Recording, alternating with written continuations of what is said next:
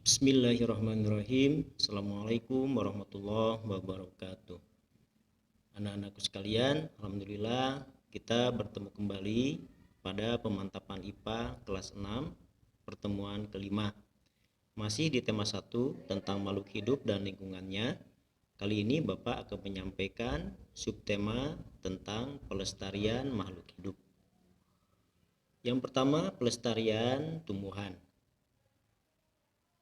Pelestarian tumbuhan bertujuan mencegah terjadinya kepunahan spesies tumbuhan, bencana alam akibat pemanfaatan tumbuhan yang berlebihan, dan menjaga habitat serta sumber makanan hewan. Pelestarian tumbuhan dapat dilakukan secara in situ dan ex situ. Pelestarian in situ merupakan pelestarian yang dilakukan di habitat asli tumbuhan tersebut, contohnya taman nasional dan hutan lindung.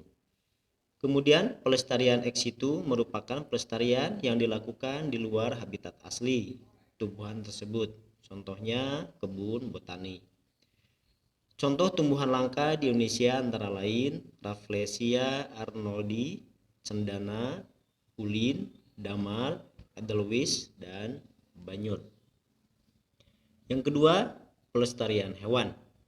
Pelestarian hewan bertujuan untuk mencegah kepunahan spesies hewan dan menjaga ketersediaan sumber makanan bagi hewan lainnya. Pelestarian hewan dapat dilakukan dengan cara-cara berikut. Yang pertama, pelestarian in situ dengan cara membangun taman nasional dan suaka marga satwa.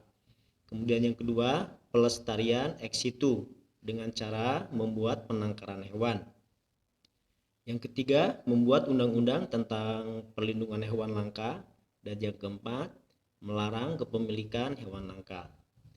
Contoh hewan langka di Indonesia antara lain orangutan, badak bercula 1, burung jalak Bali, harimau Sumatera, komodo, penyu hijau, anoa, burung kakak tua jamur kuning, owak Jawa, dan burung cendrawasih. Yang ketiga, pengaruh kegiatan manusia terhadap keseimbangan lingkungan. Berikut ini beberapa pengaruh kegiatan manusia terhadap keseimbangan lingkungan. Yang pertama, penangkapan ikan di laut menggunakan bahan peledak dapat menyebabkan rusaknya terumbu karang dan berkurangnya hewan-hewan di laut sehingga rantai makanan terganggu. Kemudian yang kedua, penebangan hutan secara liar dapat mengakibatkan ekosistem hutan rusak, banjir, dan tanah longsor, serta hewan di hutan kehilangan habitat dan makanan. Yang ketiga, penambangan mengakibatkan hewan herbivora kekurangan makanan karena tumbuhan di sekitarnya rusak, dapat mencemari laut dengan tumpahan minyak, serta tanah bekas penambangan menjadi tandus dan tidak subur. Kemudian yang keempat, penggunaan pupuk kimia dan pestisida yang berlebihan menyebabkan pencemaran tanah dan air serta hama menjadi kebal terhadap pestisida. Kemudian yang keempat, pengaruh kegiatan manusia terhadap kerusakan lingkungan. Kerusakan lingkungan dapat disebabkan oleh faktor alam ataupun kegiatan manusia. Seperti yang pertama, erosi dapat terjadi karena hujan yang terus-menerus dan kegiatan manusia seperti pengerukan tanah. Beberapa cara yang dapat dilakukan untuk mencegah erosi antara lain membuat terasering di daerah lereng, melarang penebangan hutan, dan melakukan reboisasi. Kemudian yang kedua, abrasi terjadi akibat pengikisan tepi pantai oleh gelombang laut.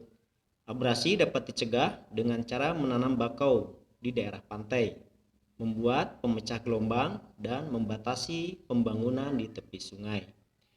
Kemudian yang ketiga, banjir dapat disebabkan oleh hujan yang terus-menerus dan pendangkalan sungai karena tumpukan sampah.